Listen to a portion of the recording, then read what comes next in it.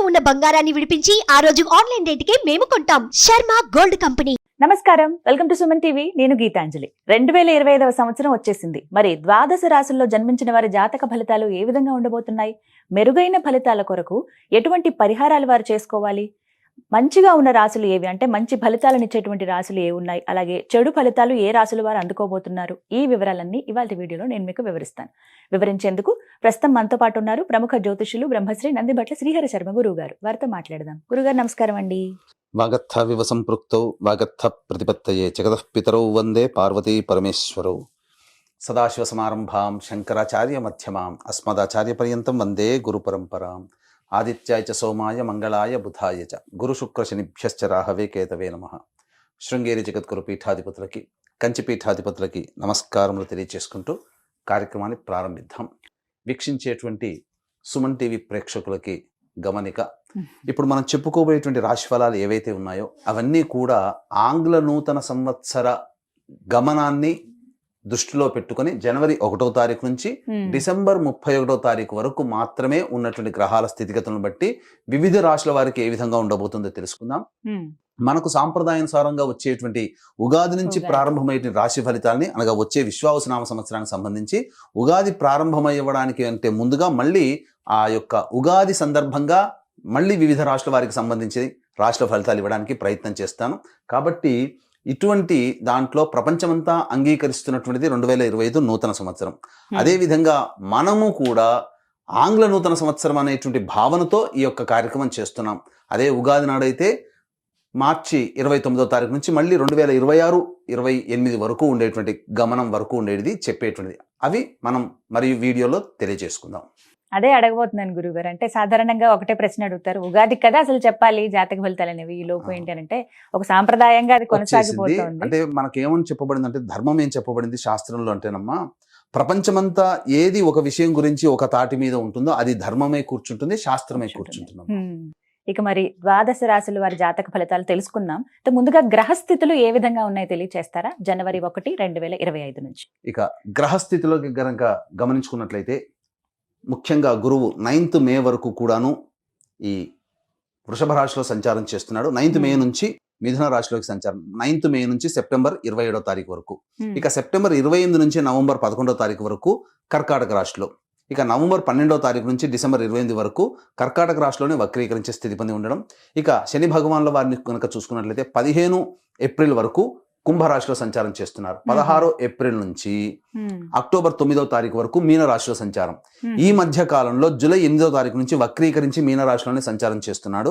అలాగే అక్టోబర్ 10వ తారీఖు నుంచి కుంభరాశిలో సంచారం చేస్తూ వక్రీకరించి కుంభరాశిలో, నవంబర్ 26వ తారీఖు నుంచి వక్రత్యాగము శని భగవాన్ల వారు చేస్తున్నారు. ఇక రాహుకేతులు కనుక చూసుకున్నట్లయితే 15 మే వరకు కేతువు కన్యలో మరియు రాహువు మీనరాశిలోకి, అలాగే 16 మే నుంచి సింహరాశిలో కేతువు, అలాగే కుంభరాశిలో 16 మే నుంచి రాహుగ్రహ సంచారం జరుగుతుంది. ఇక్కడ గమనించుకున్నట్లయితే ఇక్కడ వీక్షించేటువంటి ప్రేక్షకులకు అందరికీ తెలియజేయాల్సినటువంటి అంశం ఏంటంటే, ముఖ్యంగా అందరూ ఈ ద్వాదశ రాశుల గురించి రాగానే అందరూ ఆలోచించేటువంటిది ముఖ్యంగా శని దోషం, ఏలినాడు శని, అష్టమ శని, అర్ధాష్టమ శని, కంటక శని, యోగ శని, ఈ శని దోషాలు. అయితే ఇక్కడ 15 ఏప్రిల్ వరకు శని కుంభరాశిలో సంచారం చేస్తూ 16 ఏప్రిల్ నుంచి మీనరాశిలోకి సంచారం చేస్తున్నా, ఈ యొక్క జూలై 8 నుంచి మీనరాశిలోనే సంచారం చేస్తూ వక్రీకరించినటువంటి కారణం చేత మళ్ళీ ఈ కుంభరాశి ఫలితాన్ని ఇస్తాడు. అక్టోబర్ 10న కుంభరాశిలోనే వక్రీకరించి ఉన్నటువంటి స్థితిగతుల చేత ఏమవుతుంది, మళ్ళీ మకర రాశి ఫలితాన్ని శని భగవానులు ఇస్తారు. కాబట్టి అర్థం చేసుకోవాల్సినటువంటి అంశం ఏంటంటే, ఎవరికి కూడాను ఈ సంవత్సరం శని భగవానుడు యోగదాయకంగా పూర్తిగా లేడు. 12 రాశుల వారికి అష్టమ శని, అర్ధాష్టమ శని, కంటక శని, యోగ శని, దాంపత్య శని, ఈ రాశుల ఈ యొక్క శని దోషాలు ఏదో ఒక సందర్భంలో కొన్ని నెలల పాటు అందరూ రాశుల వారు అనుభవించాల్సిందే తప్ప ఇక్కడ ప్రత్యామ్నాయము లేదు. కాబట్టి ఇక కుంభరాశి వారికి ఏలినాటి శని వెళ్ళిపోతుందని సంతోషం కానీ, ఈ యొక్క సంబంధించి మకర రాశి వారికి ఏలినాటి శని వెళ్ళిపోతుందని సంతోషం కానీ, లేకపోతే కర్కాటక రాశి వారికి అష్టమ శని దోషం పోతుందని కానీ భావించాల్సిన అవసరం లేదు.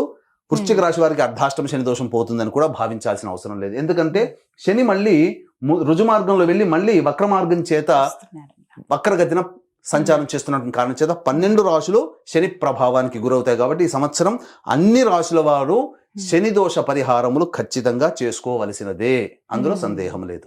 గురుగారు, గ్రహస్థితులు ఏ విధంగా ఉన్నాయో తెలియజేశారు. మరి ఈ 2025 సంవత్సరంలో ద్వాదశ రాశుల్లో మూడోదైన మిథున రాశి వారి జాతక ఫలితాలు ఏ విధంగా ఉన్నాయో తెలియజేస్తారా? మిథున రాశి వారికి ప్రధానంగా గురుగ్రహ ప్రభావం సంపూర్ణంగా ఉన్నటువంటి జాతకం.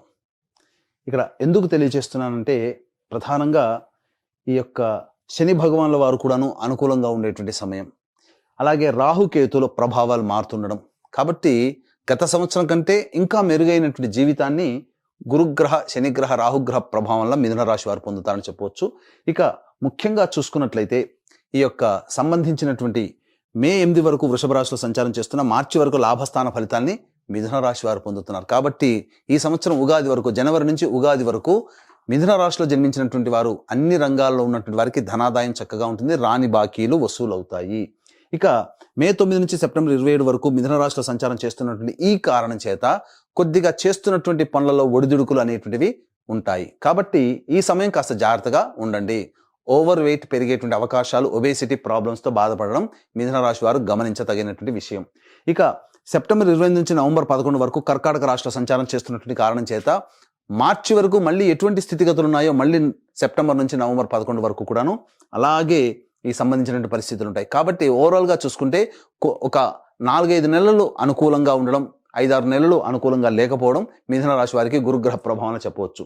ఇక ఎఫ్ఎంసీజీ రంగంలో ఉన్నటువంటి వాళ్ళు, FMCG, restaurant business, general stores, super markets, puja stores, అలాగే తీర్థయాత్రలు, జ్యువెలరీ రంగము, ఎడ్యుకేషనల్ బిజినెస్ రంగంలో ఉన్నటువంటి వాళ్ళు, అలాగే రోడ్ సైడ్ ఫుడ్ వెండర్స్ ఎవరైతే ఉండో కనుక పండ్ల వ్యాపారస్తులు, వీళ్ళందరికీ కూడాను మార్చి 11 వరకు వ్యాపార విస్తరణకి చేసుకోవడానికి సంపూర్ణమైనటువంటి కాలంగా చెప్పబడుతుంది మార్చి వరకు. కాబట్టి ప్రయత్నం చేయండి. మార్చి తర్వాత గ్రహస్థితిగతులు మారినప్పటికీ కూడాను నూతనంగా వచ్చేటువంటి సమస్యల్ని ఎదుర్కోవడానికి మానసికంగా ధైర్యంగా ఉంటూ మంచి కాలం కోసం ఎదురు చూస్తున్నట్లయితే సెప్టెంబర్ 28 నుంచి నవంబర్ 11 వరకు ఉన్నటువంటి కాలం అద్భుతమైనటువంటి కాలంగా చెప్పవచ్చు. కాబట్టి ఈ మార్చి నుంచి ఈ 5-6 నెలలు కొన్ని కష్టములు అనేటువంటివి ఉన్నప్పటికీ గురువు యోగదాయకంగానే ఉన్నాడు. ఎవరి యొక్క పెద్దవాళ్ళ యొక్క సహాయ సహకారాలతో సమస్యల నుంచి బయటపడతారని చెప్పవచ్చు. ఇక ముఖ్యంగా శని భగవాన్ వారు కనుక చూసుకున్నట్లయితే ప్రధానంగా మిథున రాశి వారికి సంబంధించి 16 మే నుంచి రాహుగ్రహ ప్రభావం స్టార్ట్ అవుతుంది. కాబట్టి ముఖ్యంగా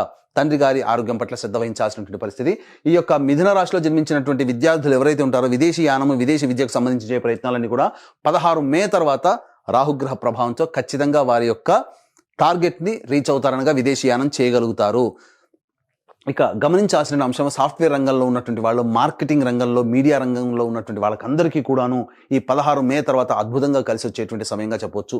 కేంద్ర రాష్ట్ర ప్రభుత్వ ఉద్యోగస్తులు అలాగే ఎవరైతే ఉంటారో వాళ్ళకి మంచి స్థితిగతులు అనేటువంటి కలుగుతాయి. ప్రమోషన్స్తో కూడుకున్నటువంటి బదిలీలు ఉంటాయి. అలాగే నిరుద్యోగస్తులకి ఉద్యోగం లభించే అవకాశాలు కూడా ఉంటాయి. అయితే ఈ సంవత్సరం అంతా కూడాను చాలామంది ఒకే సంస్థలో పనిచేస్తుండవచ్చు, కానీ కొంతమందికి సంస్థలు మారడానికి అవకాశాలు కూడా కొన్ని ఉంటాయి. అవసరం ఏ సమయంలో సంస్థలు మారాలి అనేటువంటి విషయాన్ని కనుక చూసుకున్నట్లయితే మార్చి 13 నుంచి మే 12 తారీఖు వరకు ఉన్నటువంటి సమయం ఏదైతే ఉందో అద్భుతమైనటువంటి సమయం. సంస్థలు మారడానికి లేదా నూతన ఉద్యోగ ప్రాప్తికి లేదా సంస్థలోనే ఉన్నత బాధ్యత కలిగినటువంటి పొజిషన్లో రావడానికి మార్చి 13 నుంచి మే 12 తారీఖు వరకు ఉన్నటువంటి సమయంగా చెప్పవచ్చు. మళ్ళీ అటువంటి సమయం ఎప్పుడు వస్తుంది? ఆగస్టు 16 నుంచి సెప్టెంబర్ 16 మధ్యకాలంలో మరియు నవంబర్ 15 నుంచి డిసెంబర్ 15 ఉన్నటువంటి మధ్యకాలంలో మీకు ఖచ్చితంగా ఉద్యోగ మార్పు కానీ కోరుకుంటే లేదా ఉద్యోగంలో బాధ్యతలు పెరగడం, తద్వారా మీ యొక్క కీర్తి ప్రతిష్టలు పెరగడం ఈ చెప్పినటువంటి టైమింగ్స్లో మీకు ఉంటాయని చెప్పవచ్చు. ఇక మిథున రాశి వారికి ఇక ప్రధానంగా చూసుకున్నట్లయితే శనిగ్రహ ప్రభావం 15 ఏప్రిల్ వరకు కూడాను కుంభరాశిలో సంచారం చేస్తుంటారు. 16 ఏప్రిల్ నుంచి ఎప్పుడైతే ఈ యొక్క సంబంధించినటువంటి దశమ స్థానంలో ప్రవేశం చేస్తారో మిథున రాశి వారికి ప్రయత్నంలో ఇబ్బందులు అనేటువంటివి ఉంటాయి. ఇటు గురుగ్రహము మే 9 నుంచి, శనిగ్రహం 16 ఏప్రిల్ నుంచి, తేడా చూసుకోండి, 1 నెల మాత్రమే ఉంది. కానీ 16 ఏప్రిల్ నుంచి జూలై 8వ తారీఖు వరకు ఉన్నటువంటి సమయం ఈ యొక్క సంబంధించినటువంటి మీనరాశిలో సంచారం చేస్తారు. కాబట్టి ఇటు గురువు ఇటు శని 2 గ్రహాలు కూడా అనుకూలంగా లేని కారణం చేత ప్రతి రంగంలో ఉన్నటువంటి వారు ఇబ్బందులు పడాల్సినటువంటి పరిస్థితి వస్తుంది. అయితే మళ్ళీ శని భగవాన్ల వారు ఈ జూలై 8వ తారీఖు నుంచి అక్టోబర్ 10 వరకు కూడాను కుంభరాశిలో సంచారం చేస్తూ ఉంటారు. కనుక నవంబర్ 26వ తారీఖు వరకు కూడాను మొత్తం కూడా మీనరాశిలో వక్రీకరించి ఉన్న, కుంభరాశిలో వక్రీకరించిన జూలై 8వ తారీఖు నుంచి నవంబర్ 26వ తారీఖు వరకు కుంభరాశి ఫలితాలనే మీకు ఇవ్వబోతున్నాడు. కాబట్టి ఏం జరుగుతుంది ఇక్కడ? ప్రధానంగా శని రాహుల యొక్క ప్రభావం కూడా ఉంటుంది. దీని వలన ముఖ్యంగా తండ్రి గారి ఆరోగ్యం పట్ల శ్రద్ధ వహించాల్సినటువంటి పరిస్థితి. కంటక శని దోష ప్రభావం నుంచి బయటపడి మళ్ళీ ఈ సంబంధించిన శనిగ్రహ ప్రభావం, రాహుగ్రహ ప్రభావంలో ఏవైతే ఉంటాయో ఈ 16 ఏప్రిల్ తర్వాత ముఖ్యంగా గమనించాల్సిన అంశం ఏంటంటే న్యాయవాద సంబంధమైనటువంటి విషయాలు ఏవైతే ఉంటాయో అవన్నీ కూడా కొలిక్కి వస్తాయి. కూర్చొని పరిష్కరించుకుంటారు సమస్యలు. కోర్టు సమస్యలు తీరడానికి అవకాశం ఈ యొక్క సంబంధించినటువంటి ఉంటుంది ఈ యొక్క సమయంలో. అయితే ఈ సంబంధించినటువంటి రాజకీయ రంగంలో ఉన్నటువంటి ప్రముఖులు లేదా రాజకీయ రంగంలో పదవి కోసం ఎదురు చూసేటువంటి వాళ్ళు ఈ యొక్క మిథున రాశిలో జన్మించిన వాళ్ళు ఎవరైతే ఉంటారో ప్రధానంగా ఈ సంబంధించినటువంటి 15 ఏప్రిల్ నుంచి అనగా 16 ఏప్రిల్ నుంచి శని మారుతున్నాడు, కంటక శని దోష ప్రభావం. అయితే జూలై 8 నుంచి గమనించుకోవాల్సిన అంశం, చాలా జాగ్రత్తగా వినండి. జూలై 8వ తారీఖు నుంచి మళ్ళీ గురువు కూడా అనుకూలంగా ఉండేటువంటి సమయం ఎప్పుడు? ఈ సంబంధించినటువంటి సెప్టెంబర్ 28 నుంచి నవంబర్ 11. కాబట్టి ఇక్కడ నవంబర్ 26. కాబట్టి తర్వాత సెప్టెంబర్ నుంచి అక్టోబర్, నవంబర్ మధ్యకాలంలో నామినేటెడ్ పోస్టులు అనేటువంటివి ఈ యొక్క మిథున రాశిలో జన్మించిన రాజకీయ రంగంలో ఉన్నటువంటి వాళ్ళకి వస్తుంది. సంఘంలో ప్రజాదరణ పెరుగుతుంది.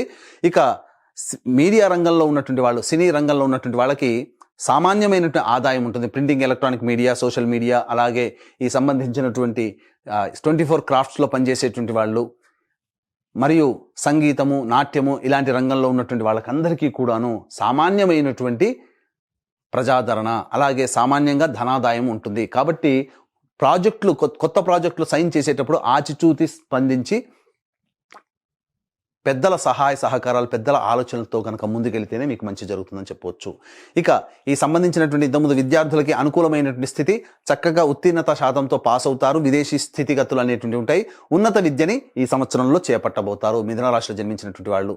ఇక ప్రధానంగా సంబంధించినటువంటి చూసుకున్నట్లయితే ఈ సంబంధించినటువంటి మిథున రాశిలో జన్మించినటువంటి రైతులు ఎవరైతే ఉంటారో వాళ్ళకి సాధారణమైనటువంటి లాభము ఉంటుంది. కాబట్టి నూతన పంటలు అనేటువంటి వేయకుండా సాధారణ పంటలు వేసుకుంటూ మీరు ఎక్కువ నష్టపోకుండా చూసుకునే బాధ్యతగా మీరు గుర్తించాలి. ఇక సంబంధించినటువంటి లాయర్ రంగంలో ఉన్నటువంటి వాళ్ళకి ప్రమోషన్స్ కోసం అయితే, ఏదైనా పదవి కోసం ఆశిస్తున్నటువంటి చేసినట్లయితే కొంత భంగపాటు తప్పదనేటువంటి విషయాన్ని గమనించుకోవాలి. రియల్ ఎస్టేట్ రంగంలో ఉన్నటువంటి వారు ఉన్నటువంటి ప్రాజెక్టులనే కంటిన్యూ చేసుకుంటూ ఉండడం, కొత్త ప్రాజెక్టుల కోసం అప్పులు తెచ్చి ఆ యొక్క ప్రాజెక్టులు ముందుకు సాగకపోవడం వల్ల మీ యొక్క డబ్బులు మీరు కోల్పోతారు. తద్వారా ఇబ్బందికర పరిస్థితులు రియల్ ఎస్టేట్ రంగంలో ఉన్నటువంటి వాళ్ళకి ఉంటాయని చెప్పొచ్చు. ఇక ఎలక్ట్రానిక్ అండ్ ప్రింటింగ్ మీడియాలో ఉన్నటువంటి వాళ్ళు, అలాగే ఈ కరెంటు సంబంధించినటువంటి వ్యాపార వృత్తులు ఎవరైతే ఉన్నారో వాళ్ళు జాగ్రత్తలు పాటించండి. ముఖ్యంగా ఎడిబుల్ ఆయిల్స్, స్టీల్ రంగము, అలాగే చర్మం సంబంధమైనటువంటి పరిశ్రమల్లో, తోలు పరిశ్రమల్లో ఉన్నటువంటి వాళ్ళు, అలాగే కింది స్థాయి ఉద్యోగస్తులు ఉన్నటువంటి వాళ్ళకి ఆశించిన మేర ఫలితాలు కలగకపోగా కొన్ని ఇబ్బందికర పరిస్థితులు అనేటువంటి ఉంటాయి. కాబట్టి జాగ్రత్తలు పాటించండి. ఇక ముఖ్యంగా ఈ యొక్క అక్టోబర్ 10వ తారీఖు నుంచి కుంభంలో వక్రీకరించినటువంటి కారణం చేత మిథున రాశి వారికి అష్టమ శని దోష ప్రభావము అనేటువంటిది ఉంటుంది. చూడండి, మిథున రాశి వారికి కంటక శని దోష ప్రభావం, అష్టమ శని దోష ప్రభావం కూడా అక్టోబర్ 10 నుంచి నవంబర్ 26వ తారీఖు మధ్య కాలంలో ఉంటుంది. కాబట్టి ఈ శని ప్రభావం నుంచి బయటపడేటువంటి ప్రయత్నం చేసుకోవాలి. ముఖ్యంగా ఈ యొక్క మిథున రాశిలో జన్మించినటువంటి స్త్రీలు సాధారణమైనటువంటి జీవితాన్ని పొందుతారు. దాంపత్య సౌఖ్యము ఉంటుంది. బాధ్యతలు సాధారణంగా ఉంటాయి, కానీ ఫలితం అనగా శ్రమకు తగ్గినటువంటి ఫలితాన్ని పొందలేకపోవడం, కుటుంబ సభ్యుల యొక్క ఆదరణ అంతగా లేకపోవడం వల్ల కొంత మానసిక వ్యధకి లోనైనటువంటి అవకాశాలు ఉంటాయని చెప్పవచ్చు. కాబట్టి జాగ్రత్తలు పాటించండి. వివాహం కావాల్సినటువంటి అబ్బాయిలు, అమ్మాయిలు ఎవరైతే ఉంటారో మే 9 నుంచి సెప్టెంబర్ 27 మధ్యకాలంలో ఉన్నటువంటి సమయం వివాహము నిశ్చయం అవుతుంది, అందులో సందేహం లేదు. ఇక ముఖ్యంగా గమనించుకోవాల్సింది ఏంటంటే అక్టోబర్ 10 నుంచి నవంబర్ 26 మధ్యకాలంలో వివాహము నిశ్చయమై దాంపత్యంలో ఉంటారు అని చెప్పవచ్చు. ఇదంతా కూడాను ఈ యొక్క గురు శని రాహుకేతుల గ్రహ ప్రభావం మీ యొక్క జీవితంలో ఏర్పడబోయేటువంటి సంఘటనలు. ఈ 2025 సంవత్సరం ముఖ్యంగా గతం కంటే కొంత మెరుగ్గా ఉంటుంది తప్ప ఊహించినంత, ఆశించినంత మెరుగైన ఫలితాలు అనేటువంటివి ఉండబోవు. కాబట్టి మిథున రాశి వారు ఏమాత్రం కూడా కలత చెందకుండా దైవానుగ్రహాన్ని పొందే ప్రయత్నం చేయండి. ముఖ్యంగా రాహుకేతుల యొక్క ప్రభావము మీ జీవితంలో కొన్ని మార్పులు వస్తాయి. కాబట్టి రాహుకేతులు మాయాగ్రహాలు. కాబట్టి మీరు వాస్తవాన్ని దృష్టిలో పెట్టుకొని మీ ప్రయత్నం, ధైర్యంతో మీరు కనుక ముందడుగు వేసినట్లయితే రాహుకేతులు ఇచ్చేటువంటి దుష్ప్రభావాలు ఏవైతే ఉంటాయో మీ ధైర్యం ముందు అవి ఓడిపోతాయి. కాబట్టి మొక్కవోని ధైర్యంతో, ఆత్మవిశ్వాసంతో మీరు ప్రయత్నం చేసే అన్ని ప్రయత్నాలు కూడాను విడవకుండా ఆశాంతం మీరు ముందుకు సాగండి. ఈ మిథున రాశిలో జన్మించినటువంటి వాళ్ళు, అన్ని రంగాల్లో ఉన్నటువంటి వాళ్ళు, వాళ్ళకందరికీ కూడాను శుభ పరిణామాలు చోటు చేసుకుంటాయి. అయితే ముఖ్యంగా గమనించుకున్నట్లయితే ఈ యొక్క మిథున రాశిలో జన్మించినటువంటి వివాహం కాని స్త్రీ పురుషులు ఎవరైతే ఉంటారో వారి యొక్క ఈ సంబంధించినటువంటి ఈ జాతకంతో పాటు మీ తల్లిదండ్రుల జాతకము, మీ తోడబుట్టిన వాళ్ళ జాతకము, లేదా వివాహం అయితే భార్యాభర్తల యొక్క జాతకము, సంతానం జాతకము మీ యొక్క రాశి మీద ఇంపాక్ట్ చూపబడుతుంది. కాబట్టి మీ కుటుంబం ఆనందంగా ఉండాలి. 2025 సంవత్సరంలో మీ రెజల్యూషన్స్ ఏవైతే ఉంటాయో అవన్నీ పూర్తి చేసుకోవాలి అని అంటే దైవానుగ్రహం తప్పనిసరి. ఇట్టి దైవానుగ్రహం అందరికీ అందించాలనేటువంటి సదుద్దేశంతో ఈ 2025 సంవత్సరంలో ప్రతి నెల ఒక్కొక్క పుణ్యక్షేత్రంలో సర్వదోష నివారణ పూజలు, హోమాలు అనేటువంటివి చేయించడం జరుగుతుంది. అలాగే దీనికి శ్రీకారం జనవరి 13వ తారీఖు రోజున శ్రీకాళహస్తిలో కానీ శ్రీశైల క్షేత్రంలో కానీ శ్రీకారం చుట్టుతున్నాం.